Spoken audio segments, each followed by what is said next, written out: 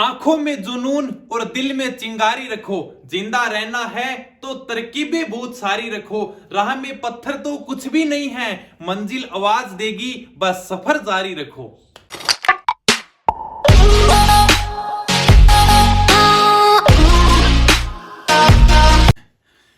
जय हिंद दोस्तों, सभी को प्यार भरा नमस्कार। आपकी बहुत प्यारी प्यारी कमेंट आ रही थी, सर प्रजामंडल कराओ, प्रजामंडल कराओ। पता नहीं इतना हार्ड क्यों लग रही है, जबकि बहुत आसान सा टॉपिक है। एकदम रिलैक्स होकर बैठ जाओ, एकदम आराम से, एकदम सिंपल तरीकों से समझा दूंगा ताने, ठीक है। प्रजामंडल नाम से देखो, प्रजामंडल क्या है। प्रजा यानी कि जनता और मंडल यानी कि संगठन। यानी जनता ने देशी रियासतों में राजाओं के खिलाफ जो संगठन बनाए थे वही प्रजामंडल है। अब यानी जैसे जयपुर में किसने बनाया, जोधपुर में किसने बनाया, मेवाड़ में किसने बनाया, तो कोई महत्वपूर्ण आदमी को वही बना सकता है। जैसे अपने जोधपुर में जयनारायण जी व्यास थे, मेवाड़ में अपने माणिक्यलाल वर्मा थे, डूंगरपुर में भोगीलाल पांड्या थे। अब मेरे जैसा आदमी तो कोई बनाएगा नहीं, प्रजामंडल की स्थापना कोई कर नहीं सकता। कोई महत्वपूर्ण आदमी होगा वही वहां पे प्रजामंडल की स्थापना करेगा, ठीक है। यानी कब स्थापना हुई थी वो सन भी बता दूंगा आपको। एकदम आसान सा टॉपिक है।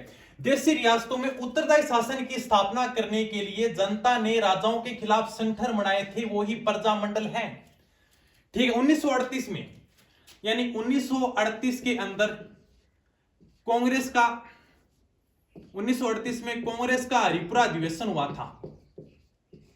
हरिपुरा कहां पड़ता है? हरिपुरा गुजरात में, ठीक है। हरिपुरा गुजरात में 1938 में कांग्रेस का हरिपुरा अधिवेशन हुआ था, जिसकी अध्यक्षता अपने सुभाष चंद्र बोस ने की थी। किसने की थी? सुभाष चंद्र बोस ने। सुभाष चंद्र बोस ने कांग्रेस की पहली बार अधिवेशन की अध्यक्षता की थी, सुभाष चंद्र बोस ने। इस हरिपुरा अधिवेशन में सुभाष चंद्र बोस ने कहा था कि कांग्रेस पार्टी है वो प्रजामंडल को समर्थन करेगी। यानी पहली बार कहा था, एग्जाम में बहुत बार पूछा गया। हरिपुरा अधिवेशन थोड़ा सा ध्यान रखना, 1938 का कांग्रेस का हरिपुरा अधिवेशन, जिसकी अध्यक्षता पहली बार सुभाष चंद्र बोस ने की थी।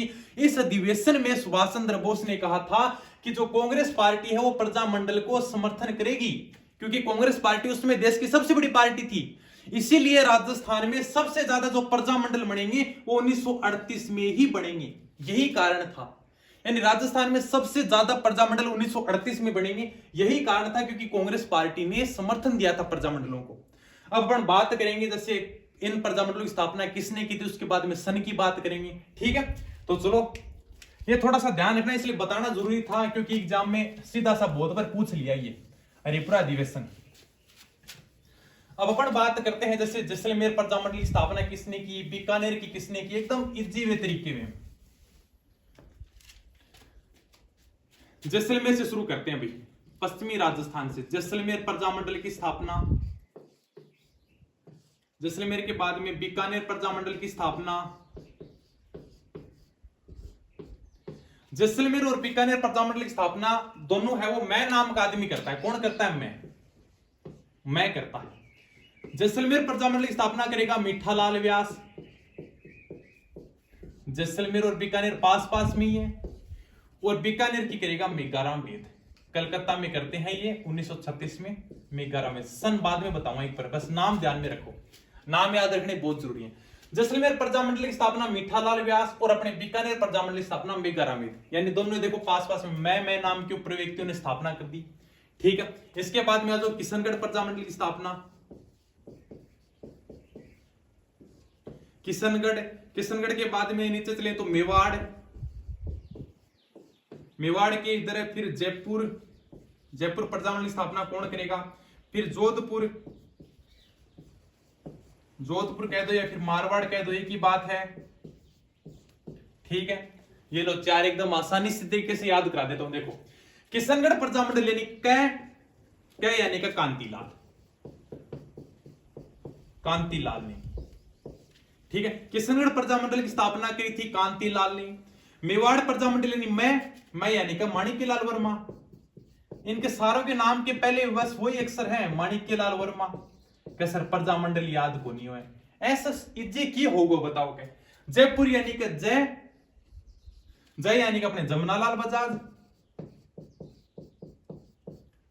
बजाज जो अपने काशी का बास सीकर के थे, और सीकर वर्तमान में जयपुर संभाग में आता है। जोधपुर यानी का जय वापिस से जयनारायण व्यास का सर प्रजामंडल कराओ, ये लो भी। प्रजामंडल कराएंगे। ठीक है, मेवाड़ तक आ गए अपने। मेवाड़ से नीचे चलो, वागड़ क्षेत्र। वागड़ क्षेत्र में क्या क्या आता है? डूंगरपुर बांसवाड़ा, डूंगरपुर बांसवाड़ा। ठीक है, एक अपने कुशलगढ़ ठिकाना आता है, जो अपने राजस्थान की किरण में पड़ा था। कुशलगढ़ ठिकाना बांसवाड़ा में पड़ता है। तो ये लो, तीनों की स्थापना बै नाम का आदमी करेगा कि सर ये कराओ, ये कराओ, ये कराओ। वागड़ क्षेत्र यानी कि देखो, डूंगरपुर की स्थापना भोगीलाल पांड्या, वागड़ की गांधी। ठीक है, बांसवाड़े के अपने भूपेंद्र नाथ,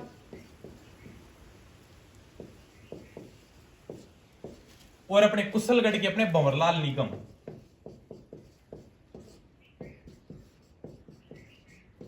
ये लो, कैसा प्रजामंडल कराओ भाई। इतने कंप्लीट हो गए। जैसलमेर, बीकानेर, किशनगढ़, मेवाड़, जयपुर, जोधपुर, डूंगरपुर, बांसवाड़ा, कुशलगढ़। अब थोड़े से इधर चलते हैं, अपने हाड़ौती साइड में। हाड़ौती या फिर कोटा कह दो, और अपने बूंदी प्रजामंडल। वरड़िया बूंदी किसान आंदोलन का नेतृत्व किसने किया था? पंडित नैनूराम शर्मा ने।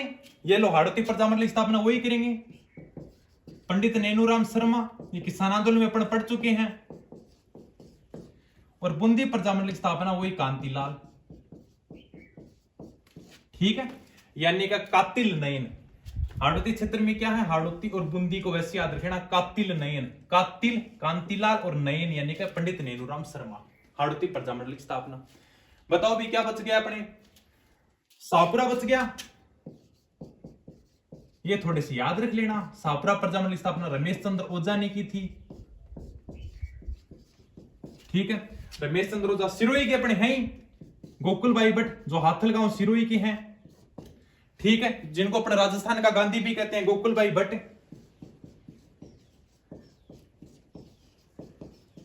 ये उतारो तुम। उसके बाद में उधर मेवात क्षेत्र में लेके चलता हूं, अलवर भरतपुर वाले। वो तो और ही ज्यादा इजी हैं, इनसे भी इजी हैं। ये लो, नाम याद नहीं होते? नाम याद बताओ क्या नहीं हुआ? जैसलमेर, बीकानेर, मैं नाम का व्यक्ति करेगा मीठालाल व्यास, मेघाराम वेद। ठीक है, किशनगढ़ नाम ही देखो, किशनगढ़ यानी का क्या? कांतिलाल।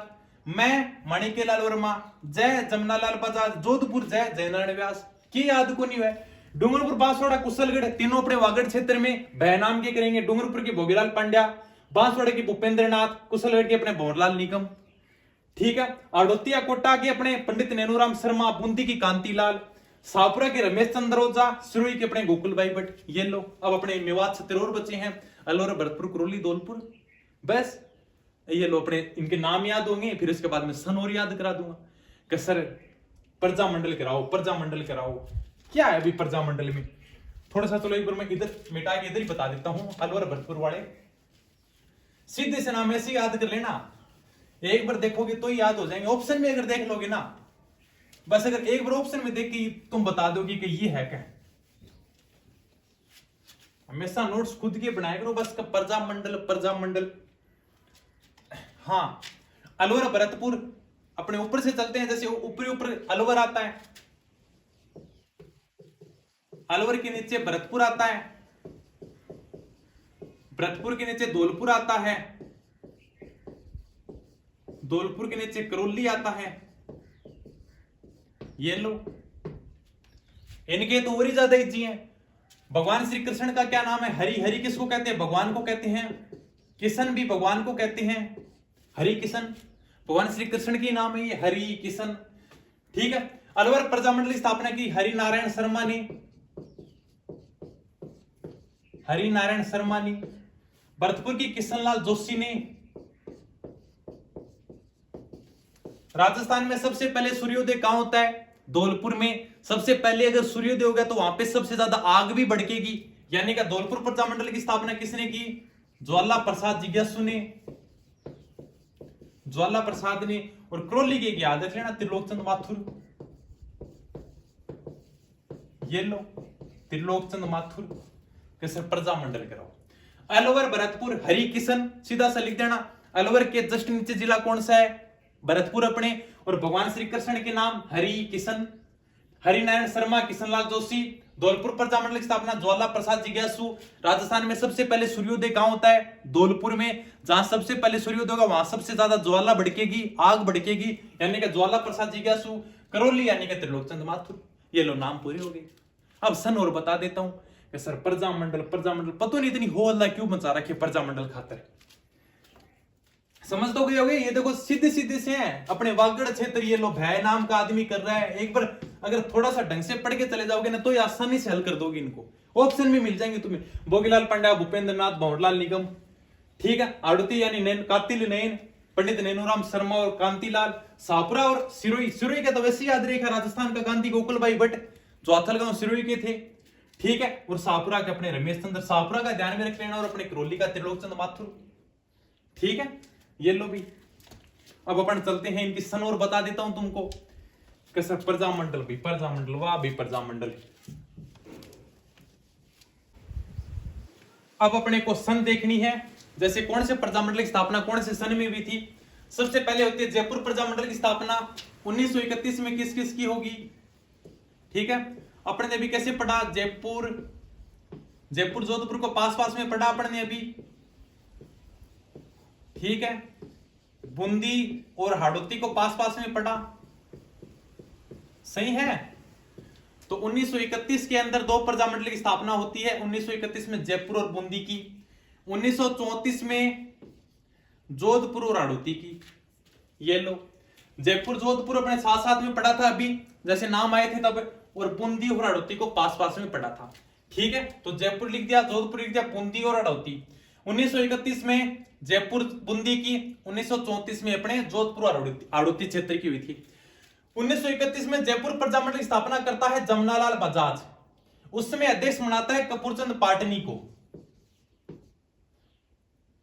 कर्पूरचंद पाटनी, ठीक है। इसका पुनर्गठन होता है जयपुर प्रजामंडल का 1936 ईस्वी में, और उस समय अध्यक्ष बनाता है अपने एडवोकेट थे चिरंजीलाल मिश्र, ठीक है। ध्यान रखना जयपुर प्रजामंडल का दोबारा से पुनर्गठन होता है, कब होता है? 1936 ईस्वी के अंदर। उसमें पहली बार तो जयपुर प्रजामंडल के जो अध्यक्ष बने थे वो कपूरचंद पाटनी बने थे, और दूसरी बार जो अध्यक्ष बनाया गया था वो चिरंजीलाल मिश्र को बनाया गया था। और स्थापना दोनों ही बार अपने जो जयपुर प्रजामंडल के वो जमनालाल बजाज करते हैं, लेकिन अध्यक्ष अलग अलग होता है। 1931 में जयपुर प्रजामंडल की स्थापना जमनालाल बजाज ने की, उस समय अध्यक्ष वो कपूरचंद पाटनी को बनाया गया। दूसरी बार 1936 में हीरालाल शास्त्री और अपने जमनालाल बजाज ने दोबारा से मिलकर 1936 में जयपुर प्रजामंडल की स्थापना करते हैं, और उस समय जो अपने अध्यक्ष बनाते हैं वो बनाते हैं चिरंजीलाल मिश्र को। किसको? चिरंजीलाल मिश्र को। ये अपने एडवोकेट थे, और महामंत्री है वो हीरालाल शास्त्री को बनाया जाता है। थोड़ा सा ध्यान रखना जयपुर प्रजामंडल के बारे में, बाकी कुछ नहीं है। 1931 के अंदर जयपुर प्रजामंडल के साथ में ही थोड़े से दिनों के बाद अपने बूंदी प्रजामंडल की स्थापना होती है, ठीक है। 1934 हो गया जोधपुर और हाड़ौती। 1936 में अपने बीकानेर प्रजामंडल की स्थापना, ये लो भी, ठीक है। बीकानेर प्रजामंडल की स्थापना मेघाराम वेद वो कलकत्ता के अंदर करते हैं। वहां पे अपने राजस्थान के कुछ व्यक्ति थे, उनके साथ में मिलकर है वो अपने बीकानेर प्रजामंडल की स्थापना वो कलकत्ता में करते हैं, ठीक है। याद हो जाएगा एकदम आराम से। 1936 हो गया। 1938 भी बहुत सारे नाम आएंगे। तो 1938 में कह रहा था ना सबसे ज्यादा जो प्रजामंडल की स्थापना हुई 1938 में ही होगी, ये थोड़ा सा ध्यान रखना। 1938 देखो, 1938 में कौन कौन से प्रजामंडल की स्थापना हुई, एकदम बहुत इजी है। अलवर, वही वापिस ऊपर अलवर, फिर भरतपुर, फिर धौलपुर, फिर करौली, फिर शाहपुरा, फिर मेवाड़।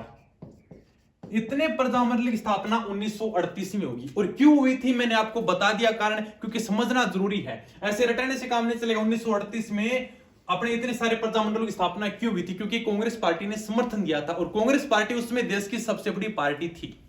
तो 1938 में इतने सारे प्रजामंडलों की स्थापना होती है अभी, ठीक है। 1939 ईस्वी में अपने किशनगढ़ और सिरोही दो प्रजामंडल, ठीक है। किशनगढ़ और किस यानी कि किस से किशनगढ़ और सह से यानी कि सिरोही। कैसे याद रख लेना आप। 1939 ईस्वी में किशनगढ़ और सिरोही प्रजामंडल की स्थापना होती है। 1942 ईस्वी में कुशलगढ़ प्रजामंडल की स्थापना होती है 1942 में। कुशलगढ़ प्रजामंडल की स्थापना होती है 1942 हो गया। फिर वापस थोड़ा सा बड़े आएंगे भाई,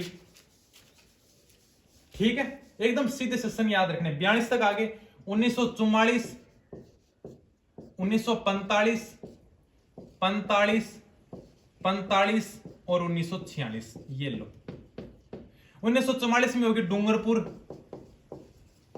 डूंगरपुर से थोड़ा सा आगे चलते हैं तो बांसवाड़ा। बांसवाड़ा से थोड़ा सा आगे चलते हैं तो प्रतापगढ़। प्रतापगढ़ के बाद में लास्ट वाला जैसलमेर। और 1946 में अंतिम जो अपने प्रजामंडल की स्थापना होती है वो तो झालावाड़, जिसकी स्थापना की थी मांगीलाल भव्य ने। मांगीलाल भव्य ने। तो सर प्रजामंडल याद नहीं होती, क्या है भी प्रजामंडल में? आदमी बता दिए एकदम आराम से, कैसे आपको याद करना है। सन देखो एकदम इजी तरीके से सन है, इससे ज्यादा इजी क्या होगा बताओ। 1931 में जयपुर और पुंदी, ऐसे लिखना चाहिए जयपुर जोधपुर पुंदी हाड़ौती। 1931-34 जयपुर प्रजामंडल का थोड़ा सा ध्यान रखना, इसका दोबारा से पुनर्गठन होता है 1936 ईस्वी में, जिसमें अपने चिरंजीलाल मिश्र को इसका अध्यक्ष बनाया जाता है और महामंत्री हो हीरालाल शास्त्री को बनाया जाता है। दोनों बार स्थापना हो अपने जमनालाल बजाज जी करते हैं। ज्यादा कंफ्यूज होने की कहीं जरूरत नहीं है, क्योंकि बहुत सारी आपको किताब मिलेंगी जिनके अंदर इनमें अलग अलग सन आपको देखने को मिलेगा, ठीक है। तो कहीं घबराने की जरूरत नहीं, एकदम आसानी से आप तो ये ध्यान में रखना, क्योंकि ये अपने माध्यमिक शिक्षा बोर्ड के हिसाब से बता रहे हैं अपन, ठीक है। आप तो ये ध्यान में रख लेना, आपका एकदम आराम से आसानी से काम हो जाएगा, ठीक है। 1931 हो गया। 1934 जोधपुर हाड़ौती। 1936 में बीकानेर प्रजामंडल की स्थापना है, वो अपने बीकानेर की प्रजामंडल की स्थापना है वो अपने कलकत्ता में होती है। अलवर, भरतपुर, धौलपुर, करौली, शाहपुरा, मेवाड़, ये 1938 में सारे सल्ट गई। अलवर, भरतपुर, धौलपुर, करौली और शाहपुरा, मेवाड़, सबसे ज्यादा प्रजामंडल की स्थापना 1938 में होगी। 1939 में ऐसे याद रख लेना चाहिए किस, यानी कि की से किशनगढ़ और सै से यानी कि सिरोही, ठीक है। 42 में कुशलगढ़ प्रजामंडल की स्थापना। फिर 44, 45, 45, 45, 46, 1944 में डूंगरपुर के ऊपर बांसवाड़ा के ऊपर प्रतापगढ़ के इधर जैसलमेर और अंतिम 1946 में झालावाड़ प्रजामंडल की स्थापना मांगीलाल भव्य ने की थी। 3 अपने ऐसे प्रजामंडल है जिनकी स्थापना अलग होती है। जोधपुर प्रजामंडल की स्थापना कहा गया, जोधपुर अपने जैसलमेर कहा गया। जैसलमेर प्रजामंडल की स्थापना मीठालाल व्यास जोधपुर में करता है, ठीक है। जैसलमेर प्रजामंडल की स्थापना जोधपुर में होगी। सिरोही प्रजामंडल की स्थापना अपने बंबई में होगी, क्योंकि उस समय अपने को ध्यान है, मतलब गोकुल भाई भट्ट ने 2 चरण करवाए थे अपने राजस्थान के एकीकरण में, अपन पढ़ चुके हैं। पहले अपने जो वल्लभ भाई पटेल ने सिरोही है वो बंबई में मिला दिया था, अपन ने पढ़ा भी था एकीकरण में। तो सिरोही प्रजामंडल की स्थापना बंबई में होगी, ठीक है। और ये बीकानेर प्रजामंडल की स्थापना कलकत्ता में होगी, ठीक है। ये लो 3 ऐसे प्रजामंडल हैं जिनकी स्थापना थोड़ी सी मतलब यहां खुद की जगह नहीं होती, थोड़ी सी अलग होती है, ठीक है। बीकानेर की तो कलकत्ता में होगी, अपने सिरोही की अपने बंबई में होगी और अपने जैसलमेर प्रजामंडल की स्थापना जोधपुर में होगी। ध्यान रह जाएगा, एकदम सिंपल से प्रजामंडल है, सन होगी, आदमी याद करा दिए। बताओ 2 पेज नहीं है, ऐसे याद करके चाहिए ऐसे चले जाना तुम, ठीक है। ये लो सर प्रजामंडल कराओ। और बताओ भी क्या करें, अब आर्ट एंड कल्चर शुरू करें अब, ठीक है। तो हो गया अपने प्रजामंडल तो पूरे हो गए, और बताना कोई अगर टॉपिक समझ में नहीं आ रहा तो, ठीक है दोस्तों। धन्यवाद, थैंक यू, जय हिंद, जय भारत।